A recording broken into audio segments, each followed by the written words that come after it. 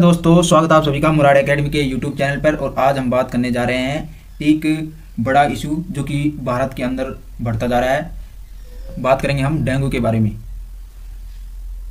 Dengue के दौरान निम्न में से किसमें गिरावट होती है? ऑप्शन है प्लेटलेट्स, आरबीसी, डब्ल्यूबीसी या नन ऑफ द अबव। तो क्या आंसर होगा इसका दोस्तों? तो जो इसका जो आंसर है वह है प्लेटलेट्स, यानी कि डेंगू के दौरान प्लेटलेट्स के अंदर गिरावट आ जाती है और जो भी ह्यूमंस है उसके इफेक्ट करता है बहुत ज़्यादा। तो आज हम इसके बारे में संपूर्ण जानकारी लेंगे दोस्तों। जो डेंगू होता है किस प्रकार से जो ये बीमारी पैदा करता है, एक फीवर है ये पूरी तरीके से, जो कि एक वायरस जनित रोग है। ये याद रखिएगा, वायरस जनित रोग है। चलिए देखते हैं फिर। देखो, इंडियन एक्सप्रेस की न्यूज़ है जो कि खबरों में कि antibodies produced during the dengue lead to massive destruction of platelets doctor. तो यानी कि जो डॉक्टर्स ने कहा है कि जो एंटीबॉडीज है, एंटीबॉडीज काम क्या करती है हमारे शरीर के अंदर? किसी भी जो दूसरी कोई भी बाहरी किसी प्रकार का बीमारी का आक्रमण हमारे शरीर पर होता है तो यह एंटीबॉडीज उनसे रक्षा करती है हमारी। अब जब रक्षा करती है तो वह जो वायरस आ रहा है तो उनको नष्ट तो करती है, लेकिन उसके साथ साथ तो प्लेटलेट्स को भी नष्ट करती है। क्योंकि देखो यहाँ पे लिख रखा है कि डिस्ट्रक्शन ऑफ प्लेटलेट्स, यानी कि उनको भी वह खत्म करती है। यानी कि वायरस को तो खत्म करती है, लेकिन ये एंटीबॉडीज उसके साथ साथ इनको भी खत्म करती है, प्लेटलेट्स को, जिसके कारण हमारे शरीर के अंदर प्लेटलेट्स की कमी हो जाती है। ये हाल ही में डॉक्टर के द्वारा कहा गया है। ठीक है, देख लीजिए। प्लेटलेट्स जो होती है एक नॉर्मल ह्यूमन बॉडी में वह 1.5 लाख टू 4 लाख, यानी कि इससे कम नहीं होनी चाहिए। इससे कम होने पर प्लेटलेट्स की कमी होना स्टार्ट हो जाती है। ठीक है, यानी कि 1.5 लाख से 4 लाख के बीच में होनी चाहिए, इससे ऊपर होनी चाहिए। तो देखते हैं हम इसके बारे में भी, प्लेटलेट्स क्या है। तो आप तो सभी जानते हैं कि ब्लड जो कि एक तरल पदार्थ होता है जिसमें हीमोग्लोबिन होता है, और यह एक संयोजी उत्तक होता है। संयोजी उत्तक, कनेक्टिव टिश्यू, संयोजी उत्तक होता है ये। ठीक है, ब्लड जिसमें हीमोग्लोबिन पाया जाता है। हीमोग्लोबिन क्या होता है कि जितना ज़्यादा हीमोग्लोबिन होगा उसका मतलब है कि वह उतना ही गाढ़ा होगा ब्लड। ठीक है, तो बात करते हैं हम प्लाज्मा। इसमें 55% पाया जाता है इसके अंदर। और सेलुलर एलिमेंट यानी कोशिकीय तत्व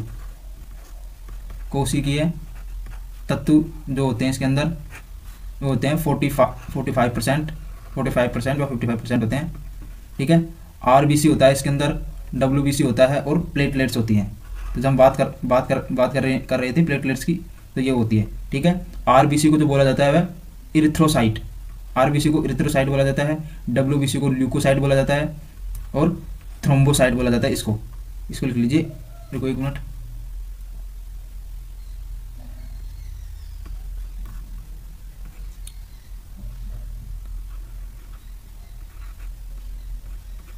इरिथ्रोसाइट, ठीक है,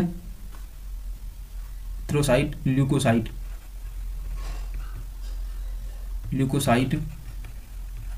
ठीक है, और यह थ्रोम्बोसाइट है।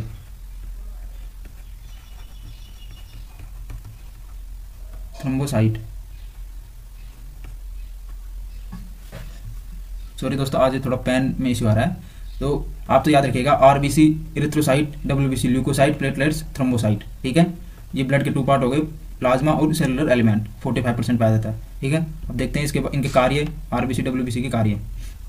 इनकी 4 मेन कंपोनेंट इन ब्लड, 4 जो मेन कंपोनेंट है, यौगिक हैं, वे घटक हैं, जो ये हैं प्लाज्मा है। ठीक है, ये लिक्विड पार्ट ऑफ ब्लड, यानी कि यह एक तरल पदार्थ होता है ब्लड का, ये जो डाइल्यूट होता है, मतलब जो घुलनशील होता है, सॉल्यूशन ऑफ साल्ट, यानी कि लवण में घुलनशील हो जाता है, ग्लूकोज में हो जाता है, अमोनिया एसिड्स यानी कि अमोनिया अम्ल के अंदर हो जाता है, विटामिन में हो जाता है, यूरिया में हो जाता है, प्रोटीन्स में हो जाता है, फैट्स के अंदर, यानी ये सभी तरह के पदार्थों में घुल जाता है प्लाज्मा। कितना परसेंट होता है? 55% प्लाज्मा होता है।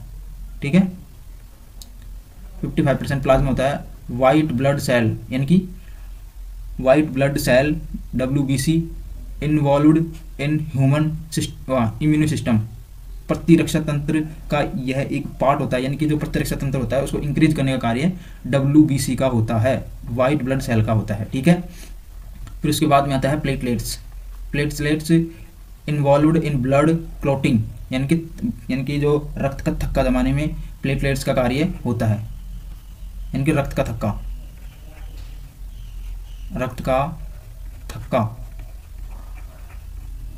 जमाने में यह कार्य होता है, इसका कार्य होता है। और RBC red blood cell involved in carrying oxygen, यानी कि जो ये RBC है उनका उसका जो कार्य है वह ऑक्सीजन का ले जाने का कार्य करती है, यानी ऑक्सीजन का परिवहन, O2 का परिवहन।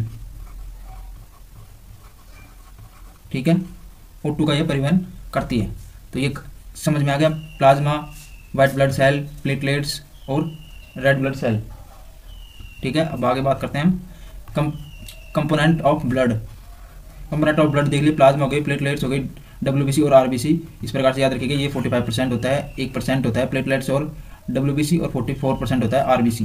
ठीक है, इनके कार्य मैंने बता दिए। प्लेटलेट्स थक्का का जो ब्लड क्लॉटिंग के कार्य आता है यह इम्यून सिस्टम में होता है, और यह ऑक्सीजन का केयरिंग करता है, इनकी ऑक्सीजन को ले जाने का कार्य करता है। ठीक है, इसमें वाटर होता है, आयरन होता है, प्रोटीन्स होता है, न्यूट्रिएंट होता है, वेस्टेज एंड गेजेस इसके अंदर होते हैं सब। ठीक है, अब जो हम बात कर रहे थे डेंगू के बारे में, अब पढ़ लिया कि क्या क्या होते हैं, ये प्लेटलेट्स क्या होती है, RBC क्या होती है, WBC क्या होती है, प्लाज्मा क्या होता है। अब बात करेंगे कि जो इनके बारे में कि कौन कौन से मच्छर से क्या क्या होता है। ठीक है, एडिज इजिप्टी चिकनगुनिया हो गया, डेंगू हो गया, ये डेंगू बुखार हो गया, लिम्फेटिक हो गया, फाइलेरिया हो गया, पीला बुखार जिसे पित्त ज्वर कहते हैं, जीका वायरस, आपको पता है कि जीका वायरस आया था। ठीक है, एडिज इजिप्टी, यानी कि यह एक एडिज इजिप्टी के कारण होता है। एनाफ्लीज में मलेरिया हो गया, लिम्फेटिक हो गया, फाइलेरिया हो गया, फाइलेरिया जो अफ्रीका में होता है। अब आप सोचेंगे कि ये तो उससे होता है प्रोटोजोआ से, तो प्रोटोजोआ एक तरह के ये एनाफ्लीज के द्वारा ही रिलीज किया जाता है। ठीक है, और ये ल्यूनेक्स हो गया, ये मतलब कुछ प्रकार के ये मच्छर हैं, तो जैसे कि एडिज हो गया, एनाफ्लीज हो गया और क्यूलेक्स हो गया, इनसे देख लीजिए ये फीवर्स होते हैं। ठीक है, बीमारी डेंगू। अभी डेंगू के लक्षण क्या है, क्या क्या कैसे फैलता है, तो वायरस या बैक्टीरिया का नाम होता है एडिज मच्छर। ठीक है, एडिज मच्छर है, कैसे फैलता है, मच्छर के काटने से फैलता है। ठीक है, लक्षण क्या है, सिर दर्द हो गया, मांसपेशियों, हड्डियां, जोड़ों में दर्द, उल्टी, जी मचला, आंखों में दर्द, ये सबसे ज़्यादा होता है, आंखों में दर्द होना, त्वचा पर लाल चकत्ते होना, ये इसके महत्वपूर्ण लक्षण होते हैं। इसीलिए तो इसे हड्डी तोड़ बीमारी कहते हैं, ये याद रखिएगा, हड्डी तोड़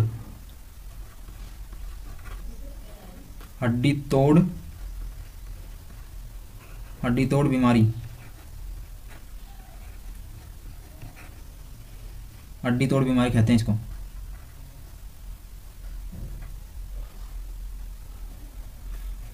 इस टाइम पे जो केसेस आ रहे हैं सबसे ज़्यादा वह मध्य प्रदेश हो गया, दिल्ली हो गया, यूपी, छत्तीसगढ़, इन जगहों पे सबसे ज़्यादा डेंगू के केसेस आ रहे हैं या आते हैं सबसे ज़्यादा इन क्षेत्रों में। अब मच्छर हमें काटने क्यों आता है, मतलब मच्छर को ऐसी क्या जरूरत है कि मच्छर में का खून कम है, मतलब वो क्यों हमारे खून को चूसने कहते हैं ना कि मच्छर जो खून को चूसते हैं, आई मीन वो मच्छर जो है वो खून को निकालता है हमारे शरीर के अंदर से, वो उसको क्या ज़रूरत है, क्यों वह निकालता है, तो वो क्यों निकालता है, वो यहाँ पे देख लीजिए, मच्छरों को एनर्जी चाहिए के लिए फूलों के परागन और प्रजनन के लिए ब्लड की ज़रूरत होती है। मतलब फूलों के परागन और प्रजनन का मतलब है कि जो फूल होते हैं वो परागन इस प्रकार से करते हैं कि यहाँ से उठ के जो गुणसूत्र रहते हैं वह दूसरे फूल पे दूसरी जगह पे चले जाए, दूसरे पौधे पर, ये ऐसे चले जाएगा, तो मच्छरों के द्वारा ही उनका परिवहन किया जाता है या केयरिंग की जाती है, उनके द्वारा ही होता है। तो अगर मच्छर परागन करते हैं फूलों के परागन के लिए तो वो ब्लड की ज़रूरत होती है, तो इसीलिए हमें डसते हैं या फिर उसको हमको काटते हैं, ब्लड की पूर्ति के लिए इंसानों को काटते हैं, इस तरह इंसान तक वायरस पहुंचता है। ठीक है, मतलब इस तरीके से वायरस पहुंचता है, उनको ज़रूरत होती है ब्लड की मच्छरों को, इसीलिए वह काटते हैं। किस लिए ज़रूरत क्यों होती है, क्योंकि फूलों के पराग और प्रजनन के लिए।